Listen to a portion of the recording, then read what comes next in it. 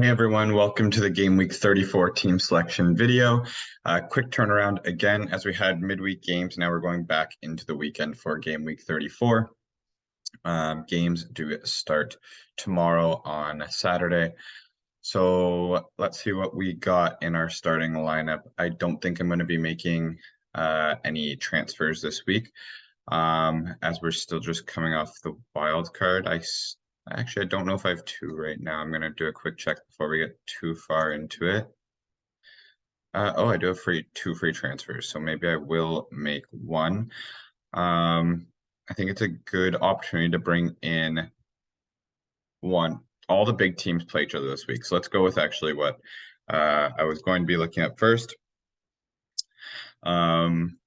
So all the big teams are playing each other this week. We have Roma versus Inter, Milan versus Lazio, Atalanta versus Juve, Napoli versus Fiorentina is still tough.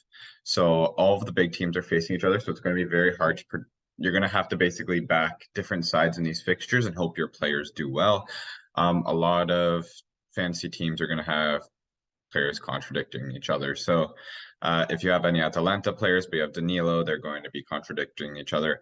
The team that I'm most confident in right now, I guess, would be Napoli based on all of these fixtures. But we have AC Milan and Lazio midfielders here. We have Roma defender, Inter midfielder. So just a lot of contradictions all over the field, which is leading me to think that this game might be a little bit of a tough one. Now that I know, for some reason, I thought I only had one free transfer. So I was going to roll it, but I don't want to wait to roll it if I have two.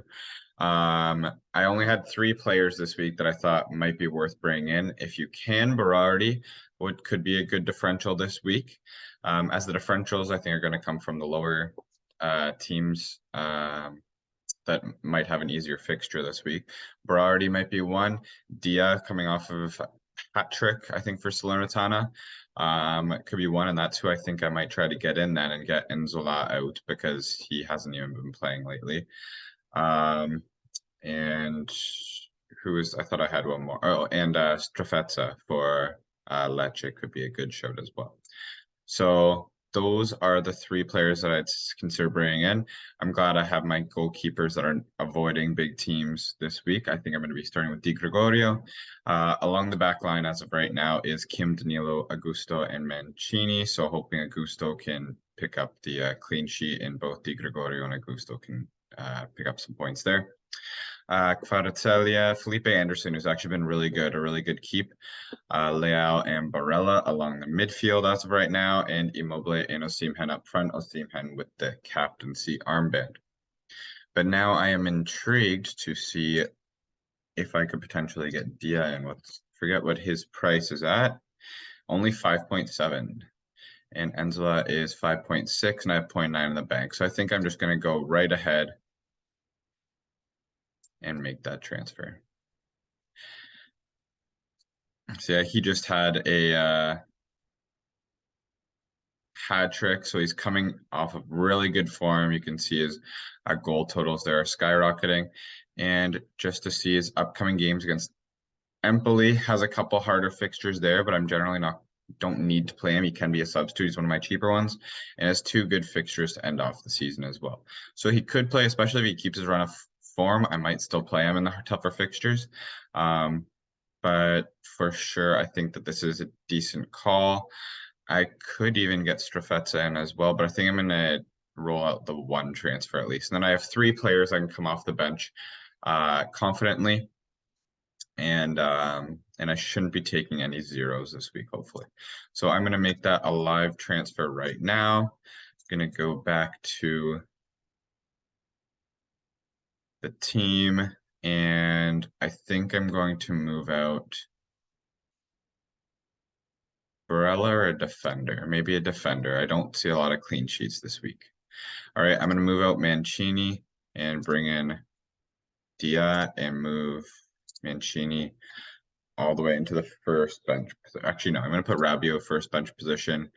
Actually, no, I'm going to keep Mancini in the last bench position. Okay, so this is the team going in with Dia being the transfer in. My three transfers I'd consider bringing in are Dia, Berardi, or Strafezza, as he's been very good as well. And the tables are updated over the last game week, so we can take a quick look as to what happened there. If you watched the last video, you'll know that I had a terrible game week. I actually did end up getting the Osimhen goal towards the end, which wasn't updated yet, so that increased by a little bit. But right now, our leader is still Remo Kammer, and he developed some bigger space over Mingus in Italy there in the rest of the field. A bit more separation again with a 22-point lead now. We'll take a quick look at just the top best score of the last game week. We had Interlona United with a 95-point score, just huge. Had Dia in the team, Captain Lautaro Martinez, those are going to be two, and had Anderson and Zaccagni. So some good attackers. Still took blank, a couple ones and twos. Dumfries and Providel also contributed to the points well. But some big attackers and some key midfielders to help support that score over a pretty crappy week overall. Okay, actually we can quickly see what the league is doing. We have Anderson being brought in by a lot of people, Rabiot, Sanabria, Dia, and Orsolini, all of these making sense for the most part. Enzela, Smalling, Romagnoli, Beto, and Lookman coming up.